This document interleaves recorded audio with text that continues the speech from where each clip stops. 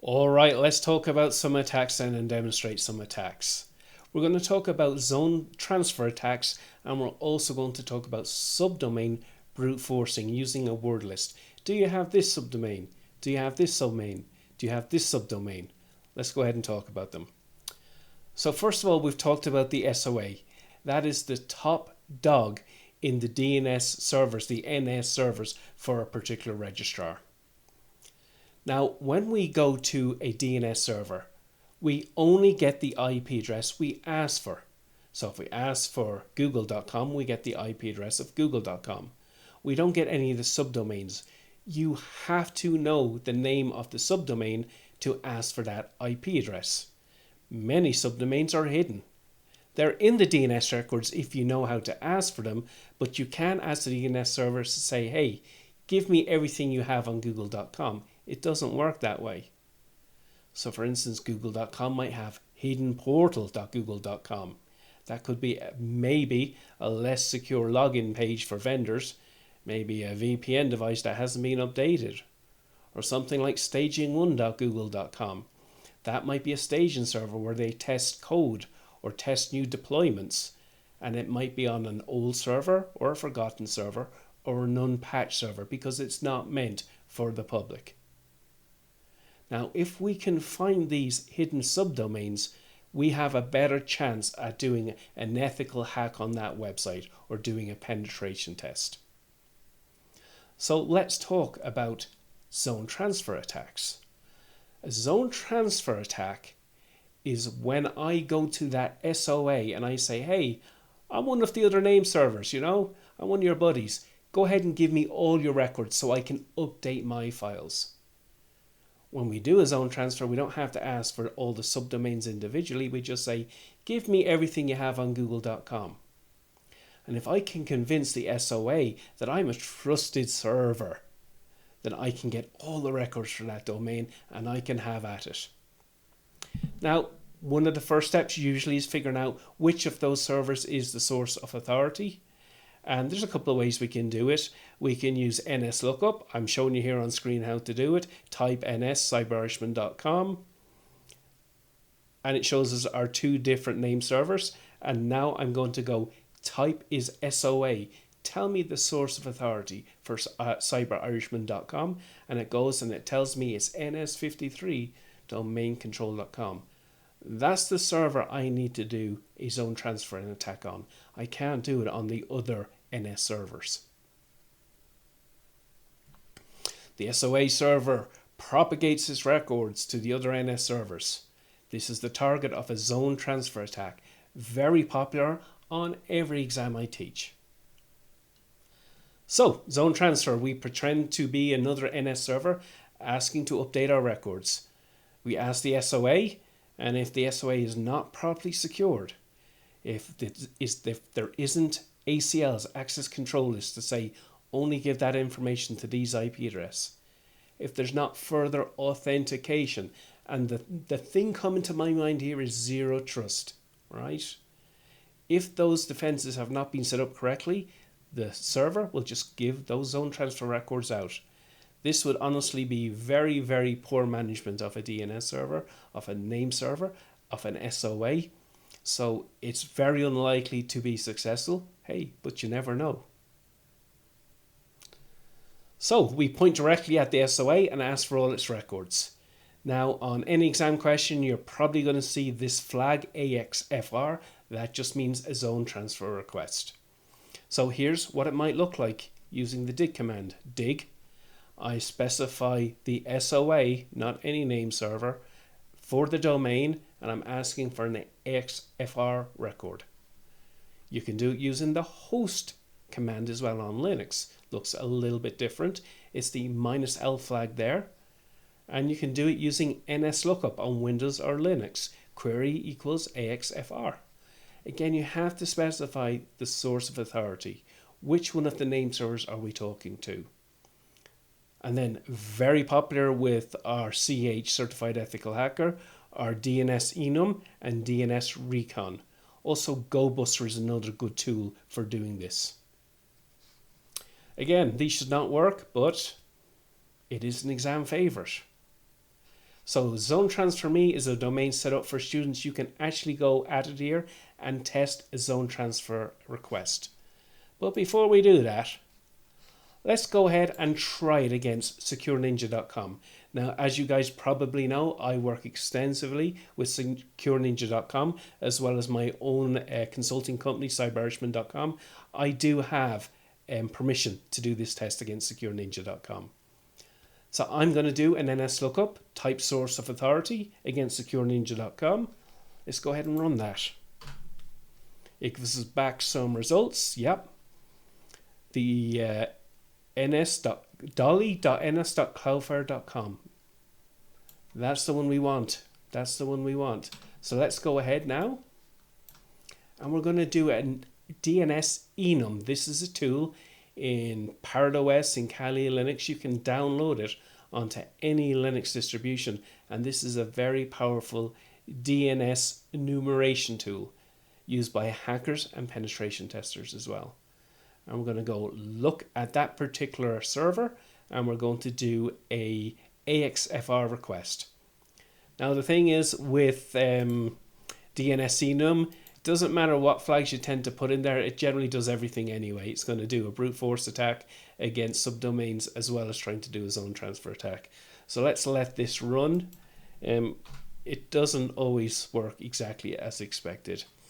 So we've got some IP version 4 addresses for secureninja.com, A records. There we go. The name servers, Dolly and Walt. It's the DNS is being run by Cloudflare. And what we're going to try and do is try and do a zone transfer, and it failed, as well it should.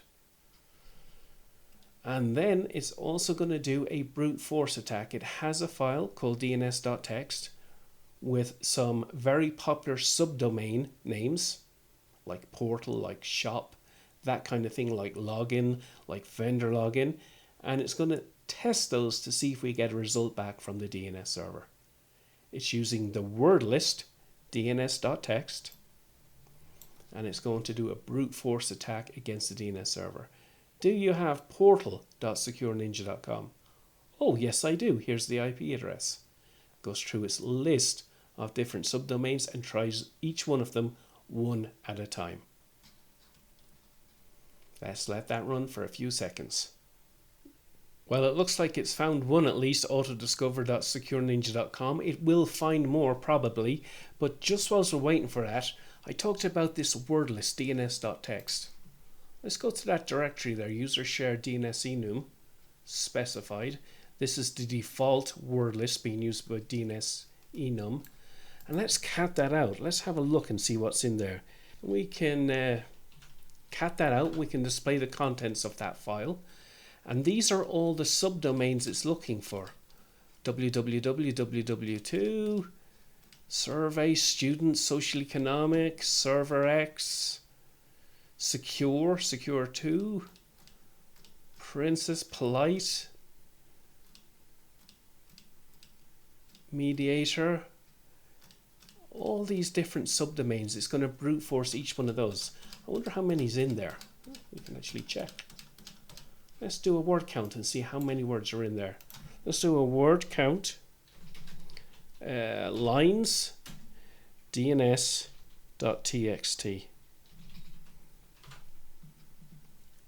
1,505 different words that we're going to try. Looks like we're still trying.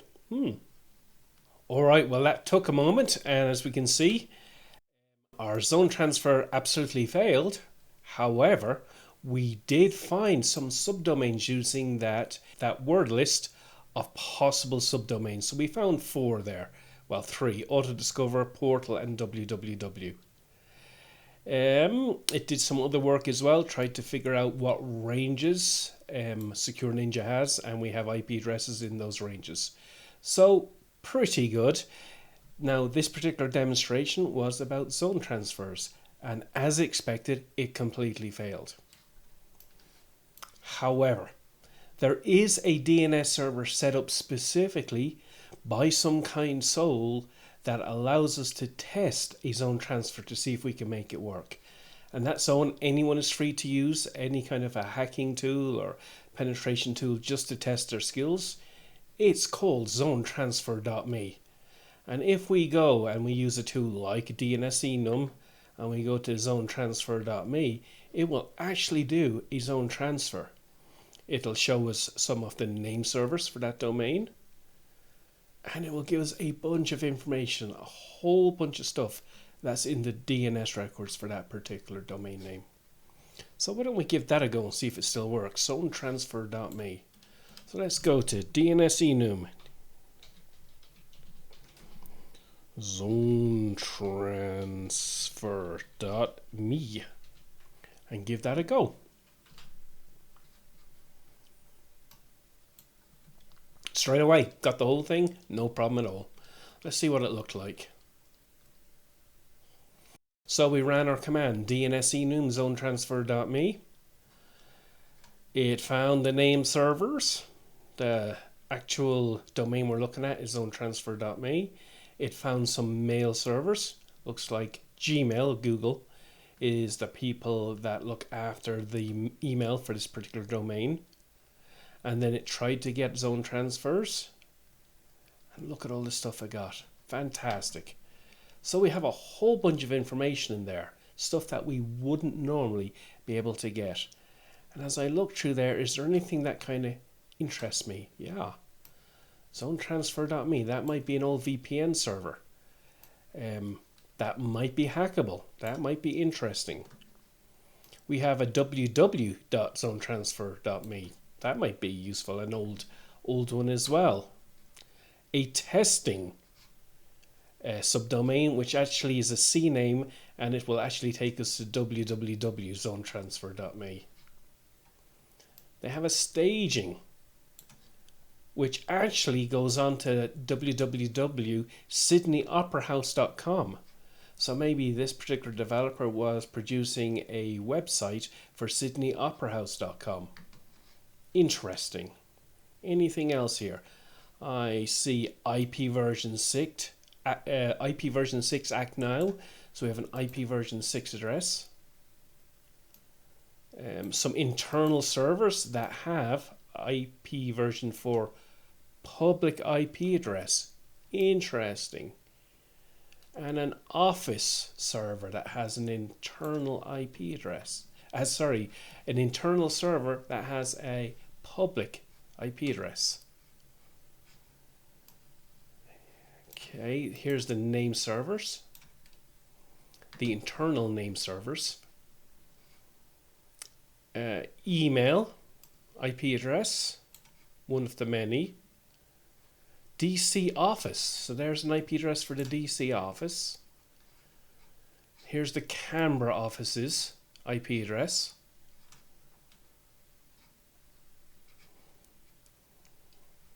Reverse pointer. They're the external name servers. That's probably the primary IP address.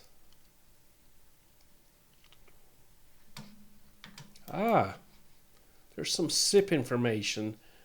It's a pointer. It doesn't give us any IP addresses there.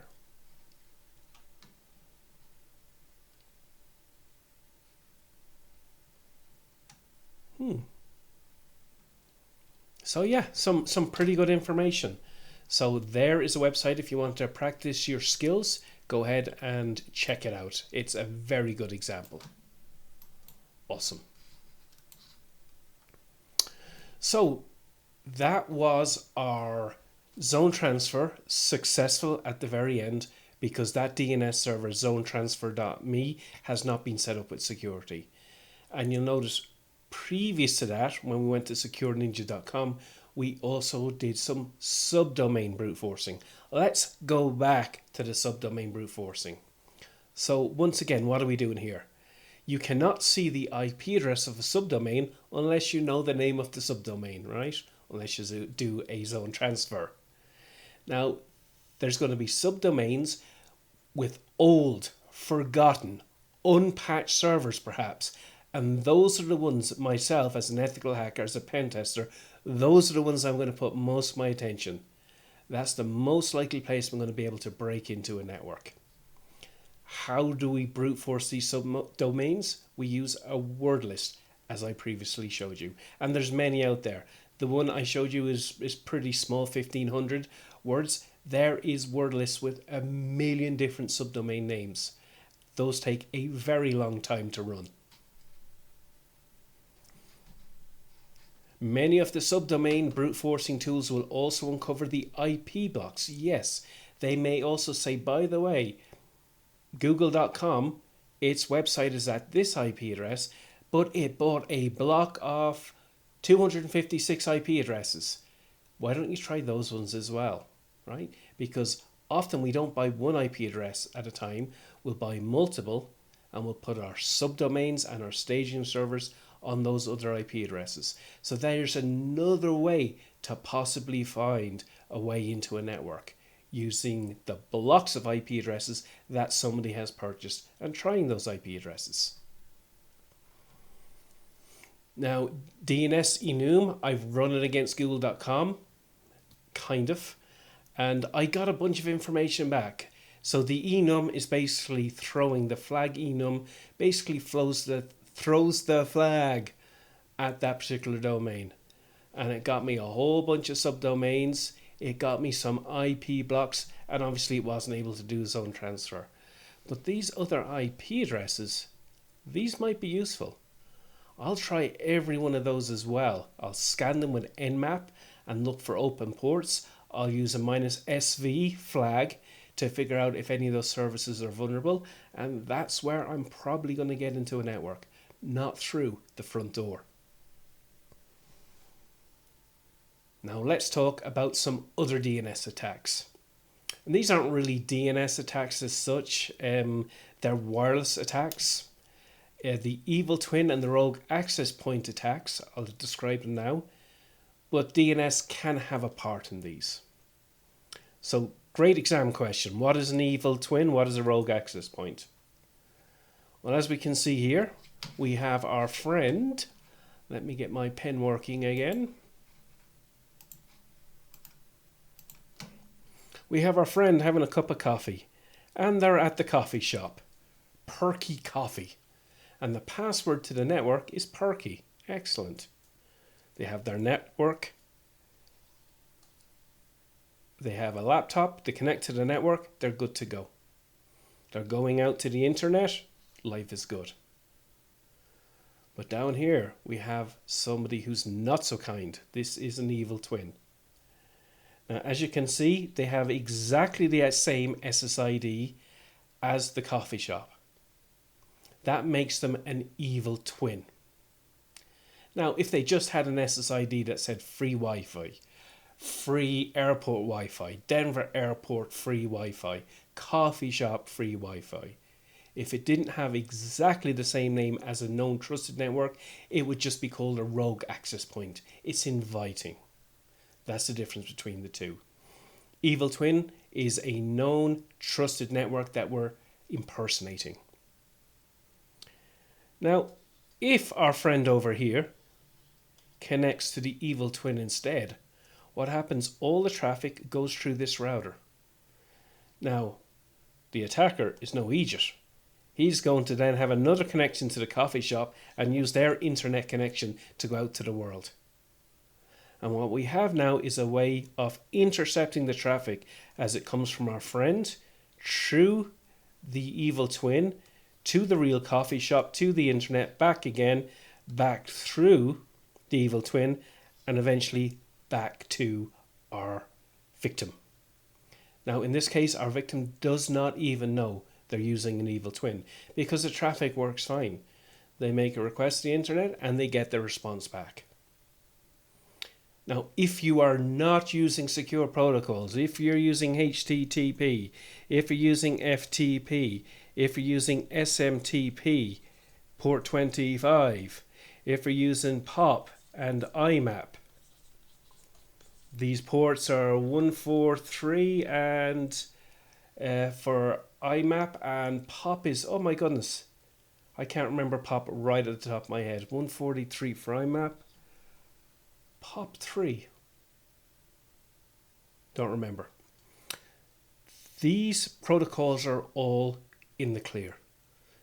And in this case, our evil twin can see all the emails we're sending, can see all the web pages that we're going to.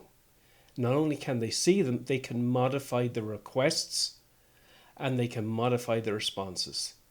They can capture any passwords that you enter and see all the data coming back. And because they've got your credentials, they can log in as you later. So never use these unsecure protocols. Always use HTTPS. Always use secure SMTP and secure POP, or sometimes called POP secure, and secure IMAP. So this is the secure protocols you should be using. What else? Well, supposing you are using secure protocols. In theory, the attacker cannot see your traffic and cannot modify your traffic. However, what happens when you join this network? This router gives you your IP address to use on this network. But not only does it give you your IP address, it gives you your DNS server that it wants you to use as well. So if you have, or the attacker has, a fake DNS server, either on the internet or connected to the router, it can happen that way too. If you've ever seen a Pineapple, it's a Wi-Fi device that is used for these kind of attacks. If the attacker has a fake DNS server, when you do a DNS request for Amazon.com, the attacker sees that and can send you back a fake IP address. And what do they have? Somewhere out here on the internet, they have a phishing Amazon.com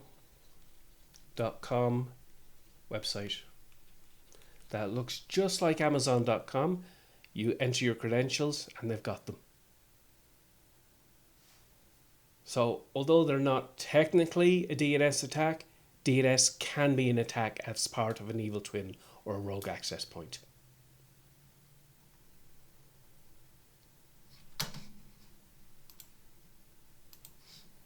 That is why we always use a privacy VPN like NordVPN if we're at a coffee shop or we're at an airport or a hotel.